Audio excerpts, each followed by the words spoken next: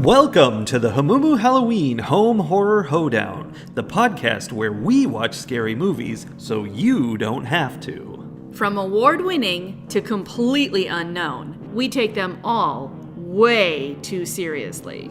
I'm your host, Mike Hummel. And I'm your host, Solange Hummel. Now, warning, we use a ghoulish number of spoilers, so watch the movies first. Second warning, we don't know anything about anything, so don't take us seriously as we take these movies seriously.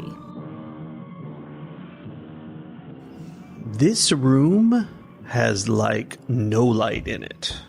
I know. Why is there no overhead lighting in this room? Because I stay in the dark while you light up the plot of the movie. Oh, is that the new guest? I can't remember what it was.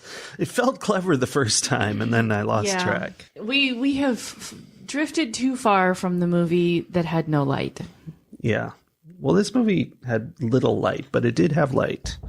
But still, when you were watching this movie, did you feel like you were in fear? There were times when I was maybe in concern.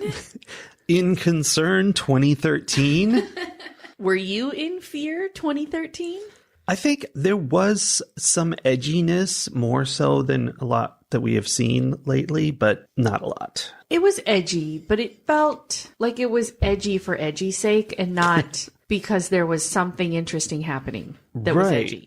I've learned some facts about In Fear from 2013. Well, first what is this movie? In this movie, Lucy and Tom are going on their 2-week anniversary. That's right. I forgot that part. Tom is taking Lucy to a fancy hotel, the Killarney House Hotel. And so they get in their car and they're driving. It's like this last minute trip and they never get there. Well, that's not true. No, they do that's get not there. True. It's not the fancy hotel Tom promised. It's just not as fancy as they thought. But really the whole movie is them trying to get almost the whole movie is them trying to get to this hotel and being chased and attacked by some unknown entity. And then finally, this guy who may or may not have been a bad guy for a while. There's lots of mystery in this one. Yeah, because most of the movie really is just them driving the path and not getting there. It takes a long time before something more than that is going on. Yeah. Okay, so now that we have the basic premise of the movie, they're driving, they're trying to get to a hotel, bad things happen. What did you learn about this movie?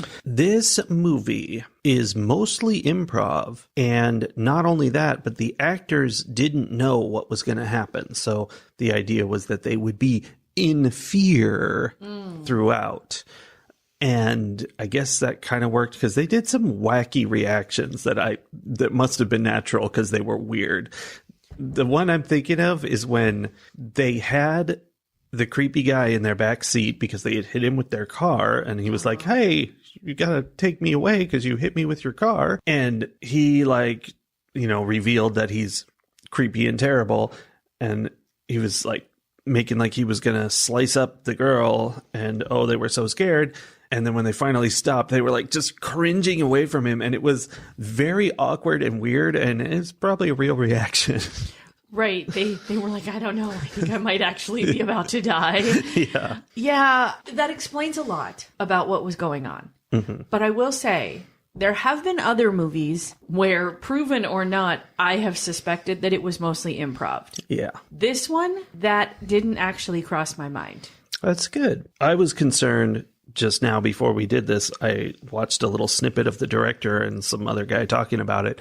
And they said we'd film, see what happens, and maybe, we'd take something in a new direction from there. And I'm like, oh, no, there was no plan. I mean, it worked out okay. They did have kind of a climactic business at the end. I will say, though, it felt like there was no plan. Yeah, I don't think it really made sense by the end.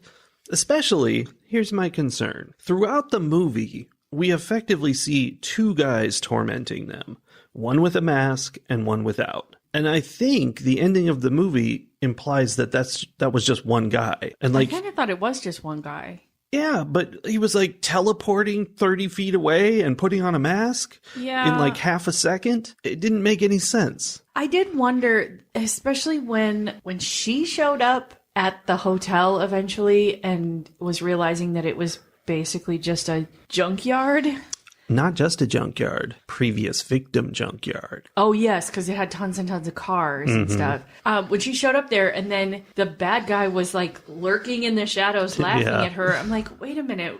We left him on the road way back there. Yeah. He had alternate transportation that we didn't know. He must have. He had a moped. He had the director's car. Yeah. The kind of meanderingness of this movie, Much like they're driving, makes me think of a movie that I can barely remember where we had the same complaint that the movie just kept going and like things kept changing. And it was like one where they were in a house for a while, but then they were in a shack out in the desert. And then it was years ago that we watched it. And it was like, there was something about a woman who was house sitting or something, but at an old abandoned mine. I don't even remember, but there were so many things that were happening. Yeah. She was in that house. Like a really yellow house? That was like Miranda something was the name of the movie. And like different parts of the movie were completely different characters having bad things done to them, and we couldn't figure out how they were connected, only they would have like these little connections as it transitioned. Like person B was like a roommate to person A or something, and then it would just go off to person B's story. Yes, that is Horror in the High Desert 1 and 2 : Minerva. Minerva, I forgot about that. Uh-huh. Similar, like the story just kept turning either right or left, but never actually got anywhere. I think they said that was also like improv-y. It's possible. Yeah, it had like segments, like an anthology, except they were all just taking place in the same world. It was just jumping around. Yeah. It was better done for an improv movie. It was better done than most improv movies that I have seen. Primarily because they didn't get stuck saying the same line over and over and over again. Yeah. Like, I feel like these improv actors were better at their job because they were able to actually create dialogue on the spot rather than just having one thought and then just saying it a lot. That does happen. And speaking of improv, I wrote the note reminding me of Blair Witch. And then within 3 minutes of when I wrote that note, they threw the map in the river. The first time they looked at the map, I'm like, oh, you got to kick that map in the river. Just being funny. I mean, in my head. And yep.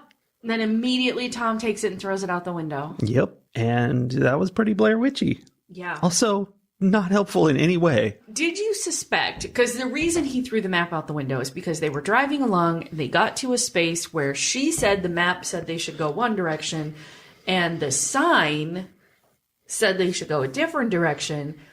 When that was happening, did you have any thoughts or suspicions? No, I was confused in the early half of this movie because it felt like something supernatural was happening, which by the end of the movie was not adequately explained. Specifically, there was a point where Lucy is outside the car reaching inside to grab something, and her hair is like caught up above the car. And she's all, what's pulling my hair? And she backs out and it's fine. It falls. There was nobody on that car. There could only have been a ghost, but there wasn't. I don't know. Her hair got caught on a nail. The car was made of nail and 2x4s. Yeah, I feel like that was one of those red herrings that they didn't. They were just like, hopefully nobody will think about that anymore, because they definitely did not explain it. She thought it was Tom messing with her. And then later I was like, oh, maybe it was the guy messing with them. But there's no way that she didn't see, like, he's not silently climbing up on top of their car to pull her hair and then scrambling silently away in an instant so that she can't see him. Well, again, that's the helicopter he used to get from place to place. The silent, invisible helicopter. Yeah, Wonder Woman's helicopter. Sure. Okay. I suspected things at that point, especially because Tom took the map and threw it in the river, threw it out the window. There was no river. But one of my notes is this guy is all red flags. My note is Tom is red flags. Yes. From the moment he was like, I'm taking you on this, you have to drop everything and lose all of the plans that you've made for tonight because we're going on this special trip. And I was like, oof, that's a lot. And then he's like, to celebrate our 2-week anniversary. And I was like, that's too much. Yeah, it was too much. And she went with him. She sure did. It didn't go well. So I really thought Tom was going to end up being like some kind of crazy serial killer, and that he was, I thought he was taking her out into the woods to do something terrible. And then B, when the other guy showed up, I was like, oh, Tom and this dude are definitely like in cahoots. I definitely had that thought at some point.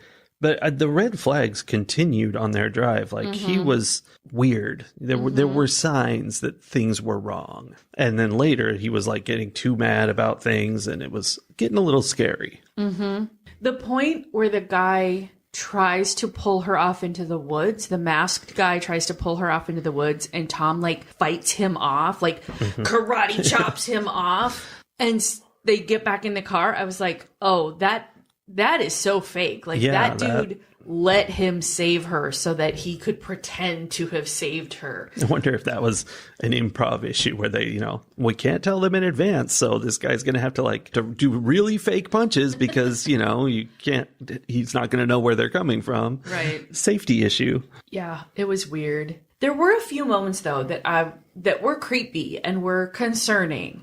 Like when they're driving along and suddenly all of her clothes are just not thrown in the road, but like spread out. Yeah. Displayed on the dirt road in front of them. And as she's like realizing, those are my clothes, that was creepy. Yeah.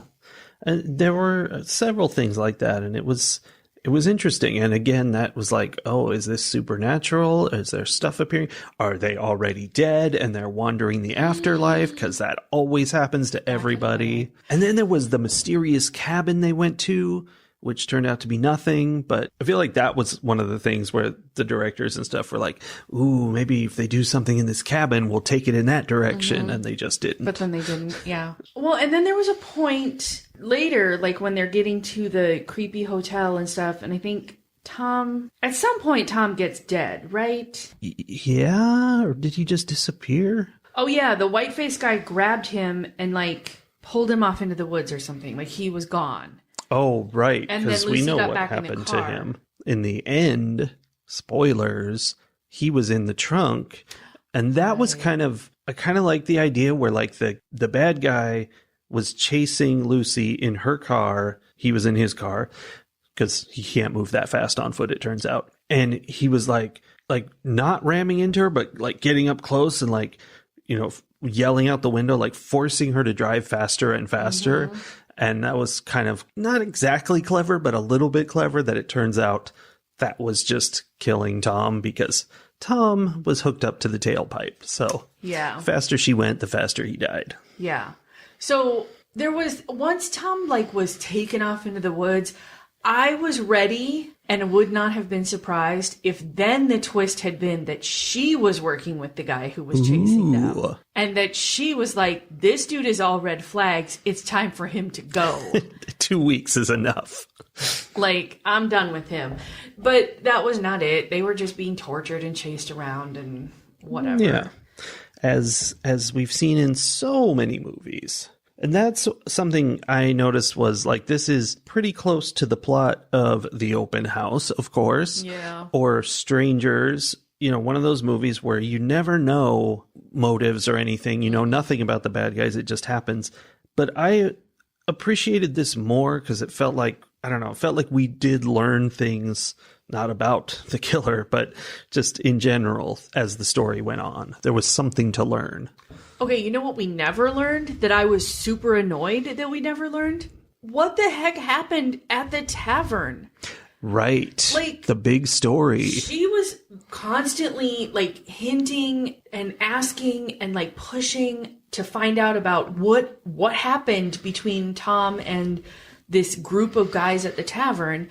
And at first Tom's like, nothing. And then he's acting so evasive that you're like, well, clearly something happened. Yeah. And then the guy is coming and like hinting about what happened. And I'm like, what did Tom do? Red flag Tom. Like, clearly something happened. Yeah. Do they deserve what's like? Am I on board with them chasing Tom through the woods? Maybe. Maybe. But we never, ever learned I think what was going on.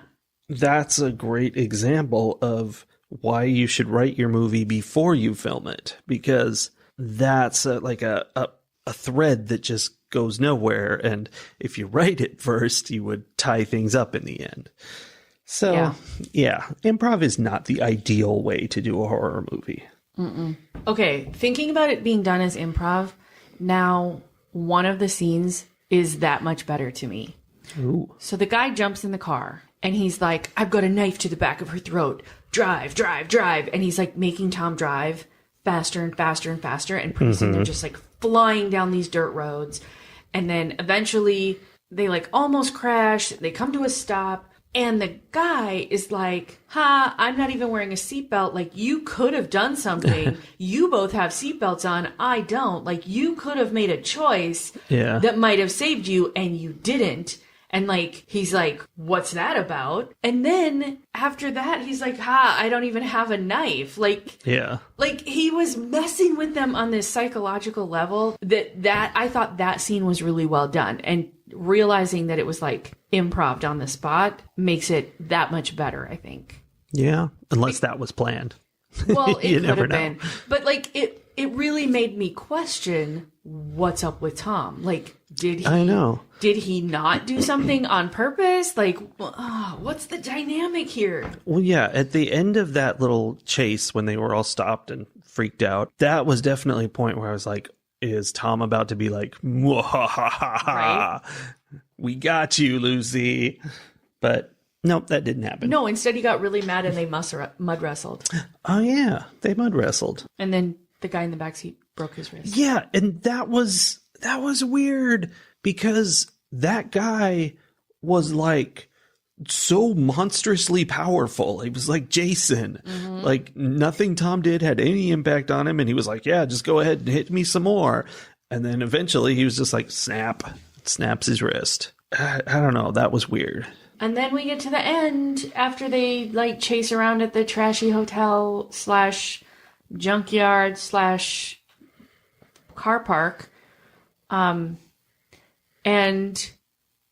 dude is once again chasing her, but she's in the car. She's got nothing left to lose, and she's like, I'm done. And there's a close-up of her face, and she did a really good job of acting that transition where she went from looking afraid to looking, you could tell the exact moment when she started thinking, oh, you're toast. I'm gonna run you over. Like, what am I going to do turned into, I'm going to run you over. And her face barely changed. It was like the glint in her eye that changed is all. That finale where he basically asks her to run him over is kind of one of the things that moves this beyond something like the open house, where, again, we don't really know anything about him, but there's a closure and there's something weird about him. He's not just choosing to murder people. He's like, oh, there's a whole thing. I forgot. There's a backstory to this guy. He tells them the story in the car. Like, he says the guys in the pub are all crazy. They go around killing people. But in the process, he's like, one of them even is so crazy, and this is like the least crazy thing ever, that he would hide on the side of the road and jump out in front of cars just to see what they do. And, that made one of them swerve and hit a tree, and the person inside died when he was a little kid, basically.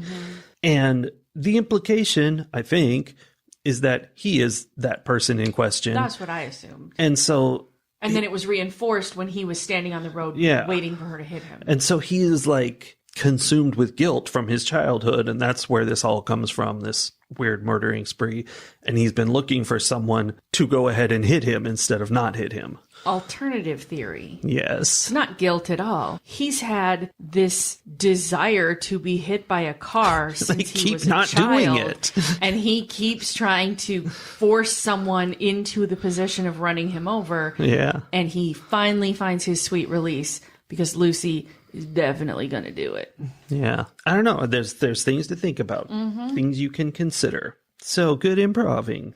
The other thing I found weird in this movie, and I know this is like probably completely real. It's just where they filmed the movie. They were in these woods. They like never encountered civilization. They were going in circles and never encountering anything except these signs telling them that the hotel was somewhere nearby. And there were streetlights, like over and over, not the whole time, but a bunch of times they were right around streetlights. And I'm like, where's the power for these streetlights coming from? It was weird. It was weird. And I mean, I suspect it was being filmed on like a few, like, you know, a couple of blocks worth of road. Yeah, and they were like woods somewhere. 3 feet from a building. Yeah, and they maybe were like putting streetlights in places so that they would have, like, it was lighting for the film. But yeah, it was a weird situation. And also, like, after they drove a little ways and didn't find the hotel, I would have been like, nope, I'm done. Like, this is not a hotel I'm interested in going to. Yeah, it was way out in the woods. And not just in the woods, but like way out in like Murderville country. Yeah, they had to go through a locked gate to get into the world where the hotel was. Because the first step to getting to the hotel was, okay, we're going to pull up to this spot and then we're just going to wait and this vehicle is going to come and like flash its lights and honk at us. And you just follow clearly it. That's the vehicle we follow. We're not going to talk to them at all. No. We're just going to follow that vehicle until they like point in a general direction and that's where we go. Yeah. And then they drive off. That is how hotels usually work. Right. They call that valet driving. Valet driving. Yeah, it was creepy. But once again, all red flags. I was like, all red flags. This is a bad plan. And if this is what Tom set up, he's dangerous and he's probably a part of some kind of murder cult. Yeah, that was crazy. I think that was a bit of a problem with this movie, was the weirdness of it all before you get to the parts that should be weird. Yeah. Yeah. Everything was off. And the scariest thing in this entire movie was way at the beginning. Lucy went to write something on a whiteboard with Sharpie.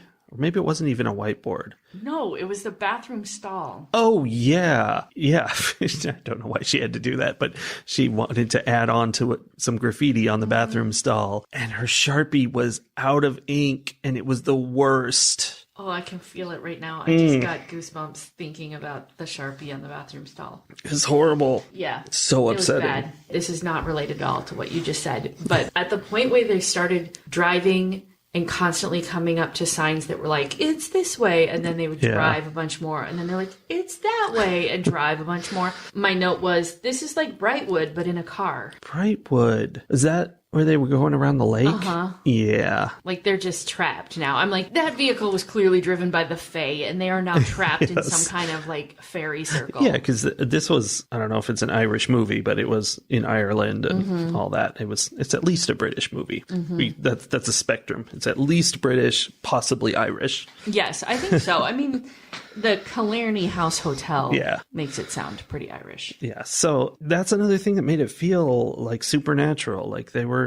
in this infinite loop, and turns out it was just like they had swapped around a couple of the road signs. And I feel like if that were me, and I'd go past a few, keep trying, we're not getting there, I'm turning around, going back the way we came, and I would be able to remember the way we came. I could do that. You mean like in that Game Changer where they had to do the path through the video game? Yeah. Over and over again? Yeah, exactly. Yeah. I can do that. I could have gotten us out of there and we would be alive. Yeah. That's a green flag. Green flag. Ratings. I was in fear when we started watching In Fear. Because the credits had some serious Gabe from The Office energy. Yeah. And I was like, oh no, what have we gotten ourselves into? That's what I like best. I know.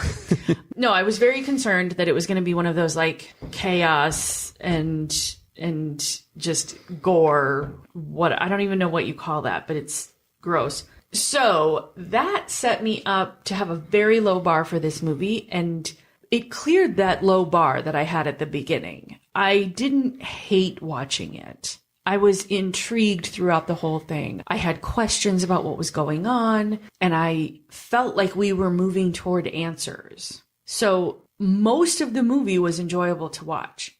That being said, at the end, I don't feel like I got the answers that I was looking for. And I feel like that's explained by the fact that it was improv and they didn't write a plot. They were making it up as they went along, and it ended up feeling like that because nothing connected to the beginning of the movie. I mean, not entirely. It had some through story, but it was very loosey-goosey, and there were a lot of loose ends that didn't get tied up that were big enough that you would think they were important, and then we just never went back to them. And that's frustrating. On the other hand, like I said before, for an improv movie, it was way better than most that would have been done in that way. So there was definitely some skill, some talent in going into this. So I guess I'm going to give In Fear 3.5 trees falling in the forest out of 5. Yeah. I'm probably not going to ever want to watch this. I probably won't tell people they should watch this, but I don't know. I don't feel like I have reason to really hate on it to give it anything lower than that. So I don't know. That's where it is. I think this movie is in a subgenre that I really don't like, which is the mysterious person with no motives showing up and murdering everybody. And I think for that, it's very good. It's like probably the best of that subgenre I've seen because it did have some logic to it and there was things to learn. So that's great, but still not the kind of movie I like. So I can go lower than that, and I'm going to give it 3 trees falling in the forest out of 5. Okay. Because I think it was decent, but like you said, I don't need to see it again, and it's not going to be memorable for me. It's just, it is what it is. And I think, they did a pretty good job, but what they did a pretty good job on was, whatever. Yeah. And maybe just for me or for us, like it might be a higher rated film for somebody else who likes some of those things more. But those are not things that are high on my, this is what makes a good movie list. Yeah. I'm with you on that. High five. High five. We're fun. So thanks for joining us on our little trip through the woods. And we will eventually find our way back to civilization so we can watch another movie and tell you about it next week. See you then, everybody. Bye. Bye.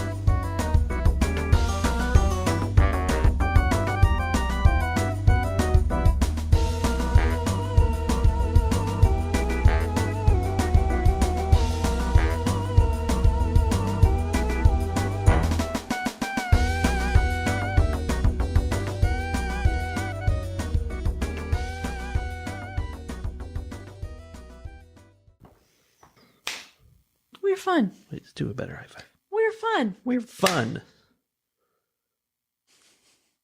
We're fun. God. I like that we had to try 3 times to get that.